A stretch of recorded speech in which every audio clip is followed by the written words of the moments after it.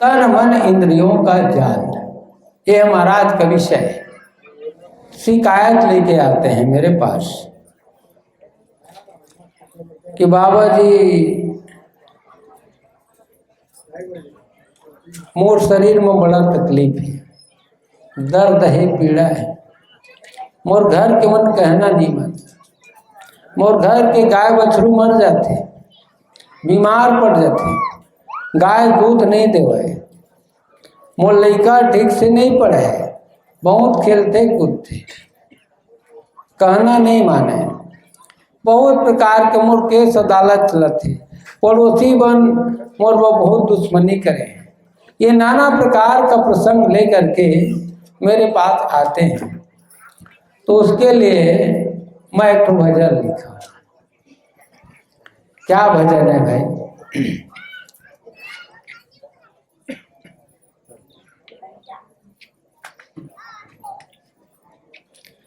मोहि दुख दुख यति सारी, गुरु जी घर आए संकट भारी।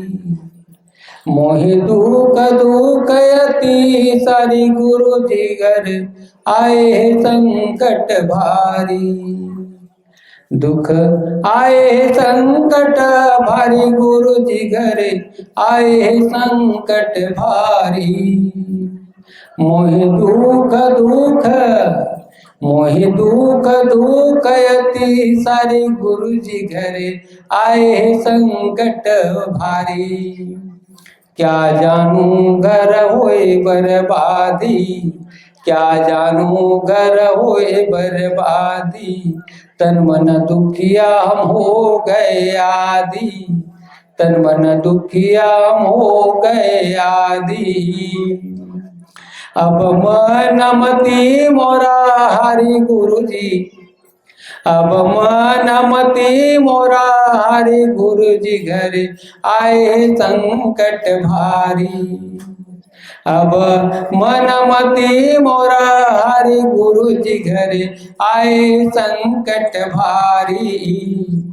मोहि दुख दुख यति सारी, गुरु जी घर आए संकट भारी। घरे आए संकट भारी। मैं नहीं जाना बाबा का कारण से मोर घर बर्बाद होते।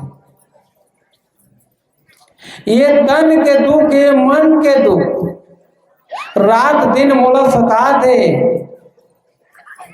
अब मोर मति काम नहीं करते, अब मोर मति काम नहीं करते। अतका मोर घर में दुख आए।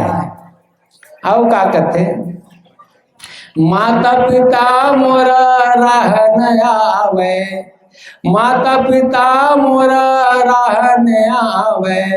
बेटी बेटा मोरा राह न आवे, अब बेटा बहू मोरा राह न आवे। नारी को बहुत समझाए गुरुजी। नारी ला मैं बहुत समझाए, कौन का तो पुरुष है।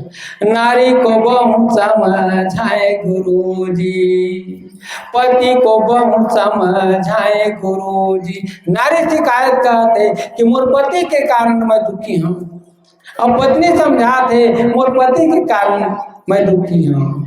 और माता पिता कहते मोर बेटा बहू के कारण मैं दुखी हूँ। बेटा बहू कहते कि मोर दाई दादा के कारण है, मन नहीं माने मांस खाएगा, झूठ बोले के नाम से दुखी है। और माता पिता कहते हैं कि मोर लोग लड़का बेटी बेटा के नाम से दुखी है। तो समझे ना बात हमारी गुरुजी, समझे ना बात हमारे गुरुजी। घर आए संकट भारी, गुरुजी घर आए संकट भारी। मोहे दुख दुख यति सारी, गुरुजी मोहे दुख दुख यति सारी। गुरुजी घरे आए संकट भारी, घरे आए संकट भारी। घर में पाले पशु मर जाए, घर में गरुआ बछरू राखे दोनों मर जाते। घर में पाले पशु मर जाए, कैसे करूं मोरा समझ न आए, कैसे करूं मोरा समझ न आए। घर द्वारी बाहर आई गुरु जी, ये घर द्वारी बाहर आई गुरु जी, घरे आए संकट भारी, घरे आए संकट भारी। मोहे दुख दुख अति सारी, गुरु जी घरे आए संकट भारी, घरे आए संकट भारी। ये शिकायत घर द्वार भरा दे बाबा का करबे, ये संकट काकर कारण है। हमारे आपस में समझौता नहीं, पति पत्नी के, बेटा बहू के, बाप बेटा के, महतारी बेटी के समझौता समझ नहीं। हम सत्य के मार्ग में नहीं चलत। हम सत्य के मार्ग में यदि लाइट जलते तो घर भर अंजोर हो जाते, सूर्य जलते तो सारा संसार अंजोर हो जाते, धरती अंजोर हो जाते ना। घर में लाइट जलते तो पूरा अंगना अंजोर हो जाते, घर भीतर जलाते तो घर भर अंजोर हो जाते। अब जब सूर्य हर जल जाते तो सारा दुनिया अंजोर हो जाते। ठीक उसी प्रकार से यदि घर में सत्य समागे, सत्य पालन करी तो सबके सुनता एक हो जाए, तो संकट अपन मन के भाग जाए। बोल गुरु घासीदास बाबा की। अब मैं चला था तन मन इंद्रियों का जाल। तन में मन है, ये शरीर है तब तो मन है ना।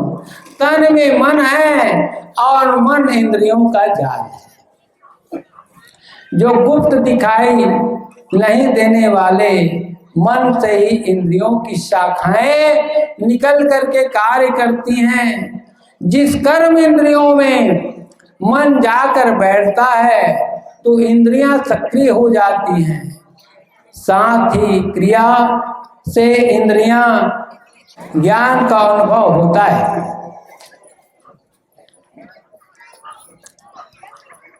आवश्यकता से अधिक इच्छा बढ़ाना तन के लिए खतरनाक होती है, शारीरिक दुर्बलता का कारण बनता है। इंद्रियों का सदुपयोग करना स्वयं के लिए और समाज के लिए सुखदायी है, लेकिन इंद्रियों का दुरुपयोग करना और शरीर और मन तथा संबंधित इंद्रियों के लिए और नुकसानदायक है। काम भोग सबसे बड़ा सुख है और सबसे बड़ा दुख भी है। जहाँ संयम और धैर्य है वहाँ काम भोग में सुख है और संतान उत्पत्ति होती है, और संतानों के संस्कार देने में संयम होना अति आवश्यक है। यदि संयम और धैर्य समझ पर ध्यान नहीं है तो वहाँ पर दुख है। संतान उत्पत्ति के पश्चात भी पालन में दुख ही दुख है, पालन में दुख ही दुख है। और जब बच्चे बड़े हो गए तो शादी करने के लिए उसको दुख है कि नहीं, और उसके बाद और हो गए तो उसको नौकरी पाने के लिए काम धंधे का तौर पर शादी कर देना रहता है, ठीक से काम करना, तो माने दुख ही दुख है। संतान उत्पत्ति में सुख भी है और सबसे ज्यादा दुख है। सुख कम है कि मेरे पास है करके, लेकिन दुख ज्यादा है, जीवन भर दुख है दुख। संतान उत्पत्ति के पश्चात भी पालन में दुख ही दुख है। विवाह भी तो कामुकता के लिए नहीं बल्कि संयम के लिए होता है। यदि शादी के बाद पति पत्नी संयम का पालन करते हैं तो परिवार सुखी होता है। यदि संयम का पालन नहीं करते हैं तो वह घर का नर्क बन जाता है और दुख ही दुख है। हमें पता होना चाहिए कि सुख की कामना करना और सुख के लिए बिना समझ धैर्य और संयम के मनमाना करना दुख को आमंत्रित करना है। ऐसे लोभ और लालच के कारण सुख कोसों दूर चला जाता है और हम दुख में चारों तरफ घिर जाते हैं। केवल लालचवश इच्छा जाहिर करना और करते रहना दुख का कारण बनता है। पाप पुण्य दो खाम है, पाप पुण्य दो खाम है, जिसका पहचान हमें होना चाहिए।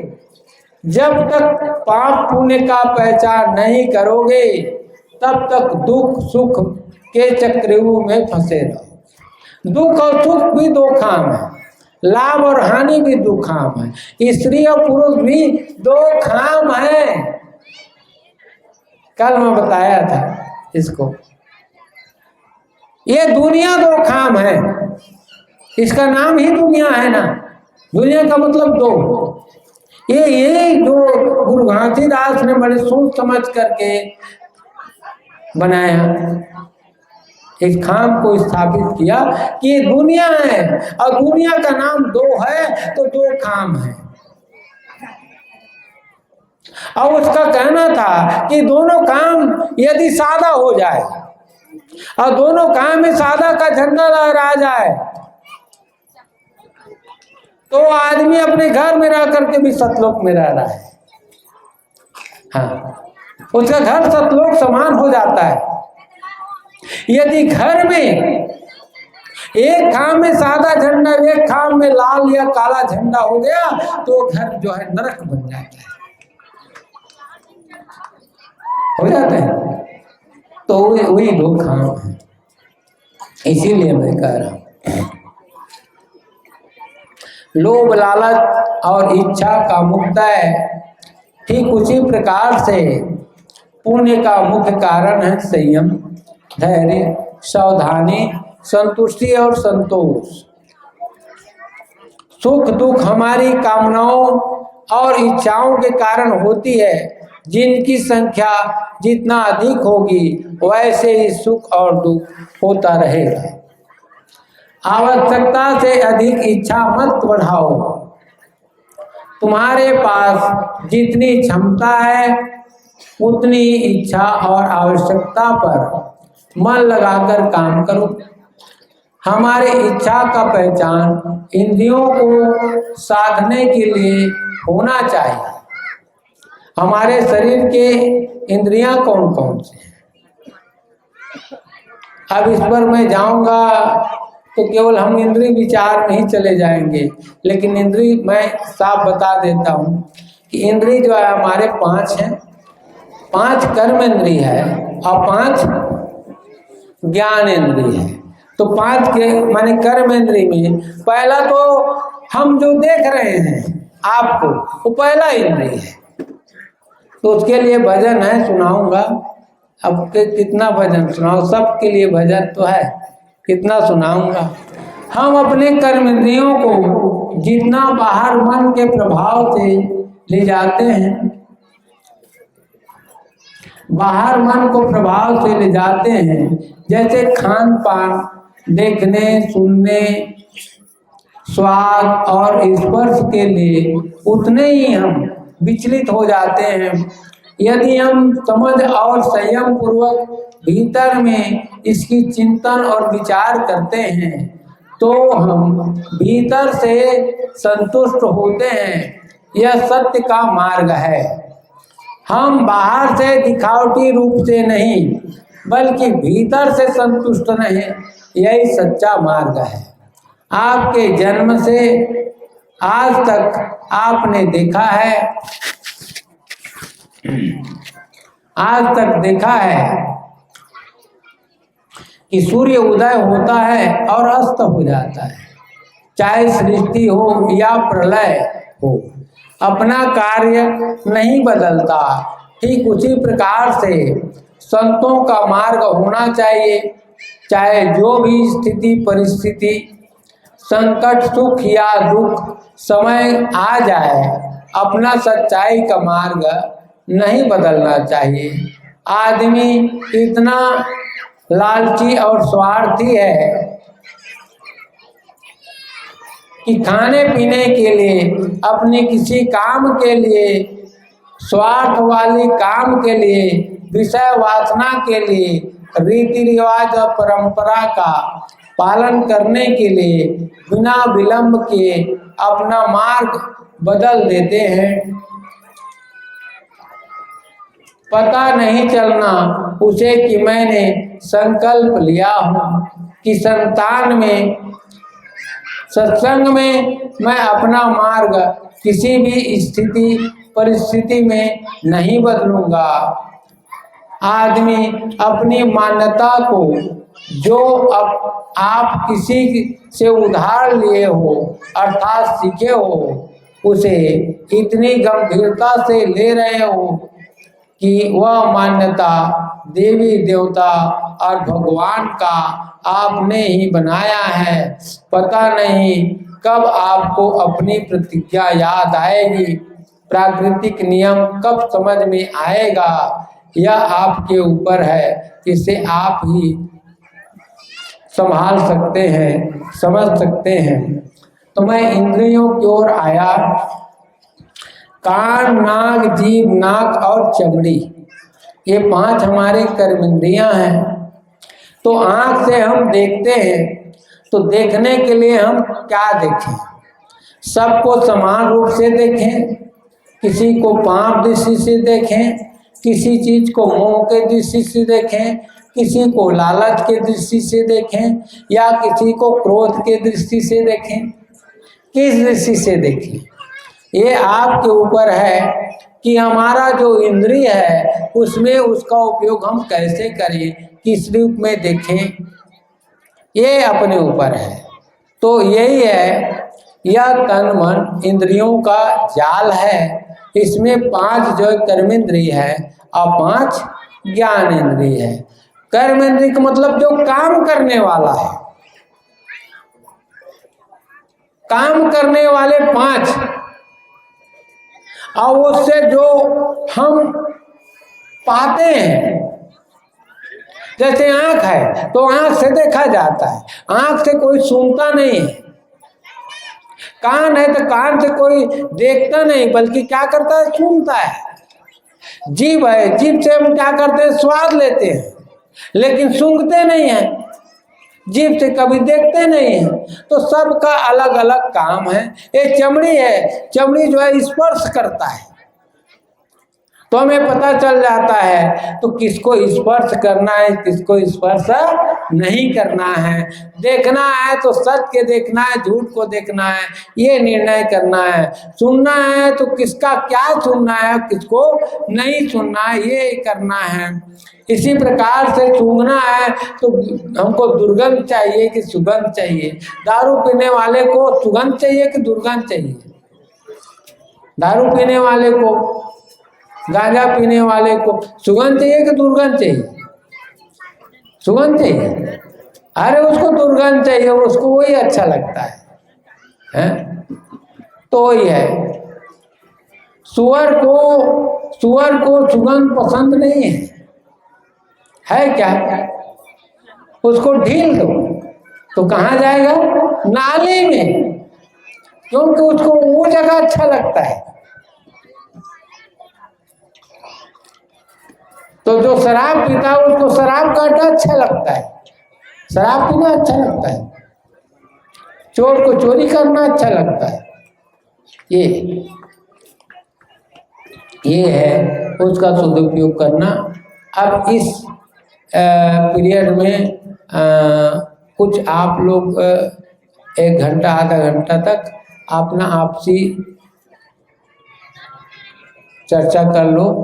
कोई किसी को बोलना है ना, तो उल फजूल नहीं, मैंने विषय अंतर्गत विशेष विषय को नहीं, मैंने जो समझाने लायक है, ये उल फजूल यहाँ वहाँ की बात नहीं करना है। मैंने हमको किसी भी तरह से उनको जगाना है, हमारे बीच में आए हैं, ऐसे भाव रख करके आप लोग मैंने आधा 1 घंटा जो है, तब तक मैं थोड़ा विश्राम में चल फिर लेता हूँ, है ना।